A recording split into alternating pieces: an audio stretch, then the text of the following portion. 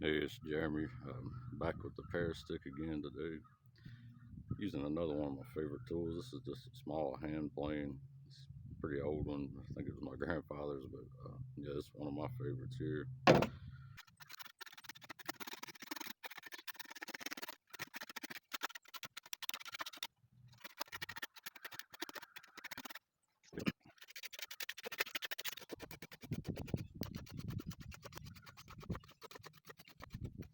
You can see I've got it shaped down to a pretty good ball now. After use a rasp and then this plane to kind of smooth it out. Now it'll just go through a lot of sanding and polish and finish and all that type of stuff.